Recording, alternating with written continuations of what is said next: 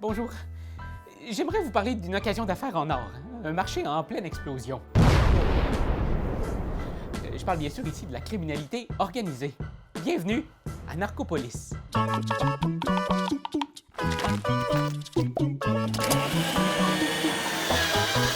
Narcopolis est un jeu pour 3 à 5 joueurs et une partie prend entre 60 et 120 minutes.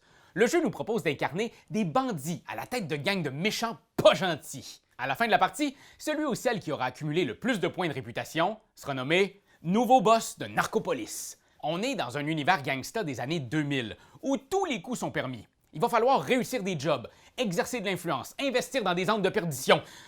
La routine. Bref. Petit avertissement, le jeu traite de sujets comme le crime, les fusils et le travail du sexe. Je préfère vous aviser, c'est peut-être pas le jeu à sortir avec mamie. Quoique ça dépend quel genre de mamie vous avez. Oui, grand-maman. Oui, je me demandais, est-ce que c'est à toi que j'ai prêté mon AK-47? Oh, ma tanante!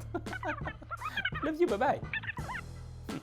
Chaque joueur choisit un personnage et prend le board individuel correspondant. Es-tu vraiment des gens qui s'habillent comme ça? Prenez aussi 2 cartes job, 2 cartes influence et 6 millions de dollars. C'est bien pratique, c'est rendu des billets d'1 million. L'inflation pis tout, là, Chaque personnage débute avec un avantage unique, alors n'oubliez pas de le réclamer. Placez tous vos pions business sur votre plateau individuel séparé par type. Placez votre pion personnage sur le quartier de départ avec ce symbole dans la zone de la même couleur que votre plateau. Prenez les 4 business des emplacements 1 de votre plateau et placez-les sur des quartiers de votre choix dans la zone de votre couleur. Voilà, on peut maintenant passer aux choses sérieuses.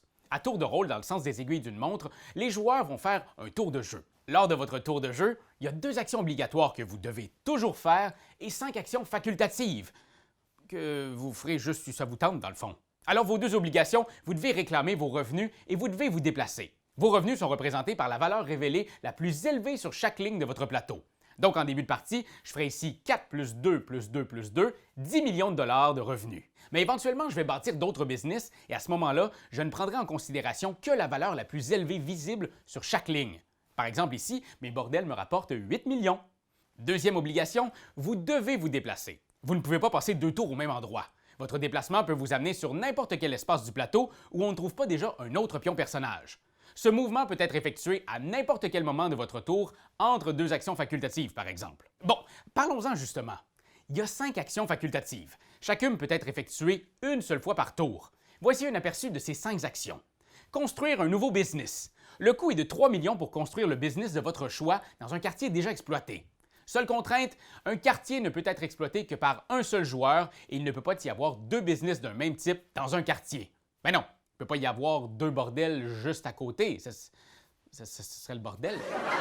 Les business nouvellement construits sont pris à partir de l'emplacement le plus à gauche de votre plateau. Réalisez des jobs. Si vous remplissez les conditions sur une carte job dans votre main, révélez-la et scorez immédiatement les points de réputation indiqués sur la carte. Bon, par exemple ici, j'ai 4 bordels dans la zone de Nate Village, alors je fais 2 points. Si vous ne réalisez pas de job lors de votre tour, vous pouvez payer 10 millions pour en échanger un. Jouer ou acheter une carte influence. Chercher une carte influence à partir de la pioche et l'ajouter à sa main coûte 3 millions.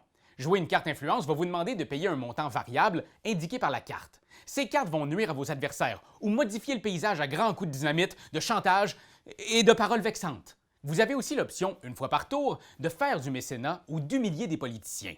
Le mécénat vous permet d'échanger 20 millions pour obtenir 1 point de réputation. Et l'humiliation vous permet de vendre 1 point de réputation pour obtenir 10 millions. Et finalement, il y a la possibilité d'agrandir votre empire en implantant un business dans un nouveau quartier ou en attaquant vos ennemis. Pour attaquer un autre joueur, vous devez d'abord vous déplacer sur un quartier qui l'exploite et payer 3 millions par business qui s'y trouve. Si l'attaquant sort vainqueur du combat, il remplace toutes les business de l'ennemi par les mêmes structures de sa couleur. Mais là, comment on se bat? Eh bien, c'est un bon vieux combat de dés. L'attaquant roule 3d6 et garde le résultat caché sous son gobelet. On va obtenir un nombre de 3 chiffres. Le résultat le plus élevé représente les centaines, le deuxième les dizaines et le dé le plus bas représente les unités. Par exemple ici, j'ai obtenu 432. Donc vous roulez, vous regardez et vous annoncez le résultat à votre adversaire. 621. Comme vous avez remarqué, j'ai le droit de mentir sur mon résultat. Mon ennemi a 2 options. Il peut déclarer que je bluffe, on révèle alors le résultat, et si je mens, je perds. Mais si je dis vrai, je gagne. Sa deuxième option est de rouler à son tour et d'espérer obtenir plus haut que la valeur précédemment déclarée. Il peut alors bluffer, je peux le confronter aussi, etc., jusqu'à ce que l'un d'entre nous se plante dans un bluff ou obtienne 666. L'autre option pour étendre votre territoire est de déplacer votre pion personnage dans un territoire vierge. Payez ensuite 5 millions de dollars pour installer le business de votre choix.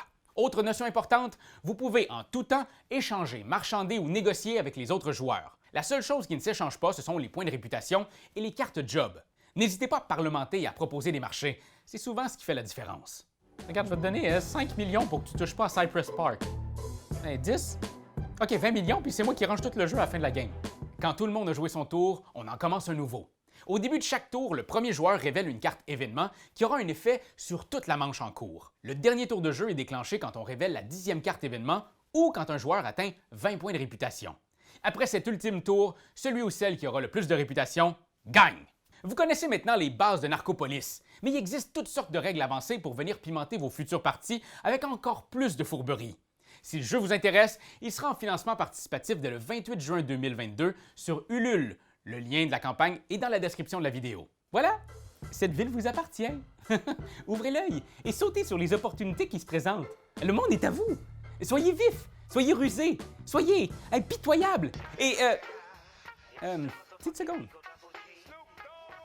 Oui, grand-maman? Oui, mamie. Non, on n'ouvrira pas d'autres boutiques d'armes sur Elliott Island. Ben, c'est parce que c'est le territoire des Wise Guys, tu le sais bien? Oh! OK, grand-maman, c'est parce qu'il y a mes empreintes sur ce fusil-là, là. Oui, OK. Bon, super. Allez, bonne fusillade. Non, moi aussi, je t'aime fort. Bye.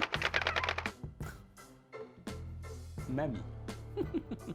C'est toi de trouver l'épisode de jour du Popoche? Sonne la cloche! Sonne la cloche! On parle de jeu, like-nous, commande, suis-nous, ouais! Sonne la cloche! Sonne la cloche! Partage à tes amis, partage à ta mamie, ouais. Sonne la cloche! Sonne la cloche! Comment ton ouais, fais le mon titi! Sonne la cloche! Sonne la cloche! Sonne la cloche comme quand Jésus a sonné à la porte pour aller souper chez Zachée.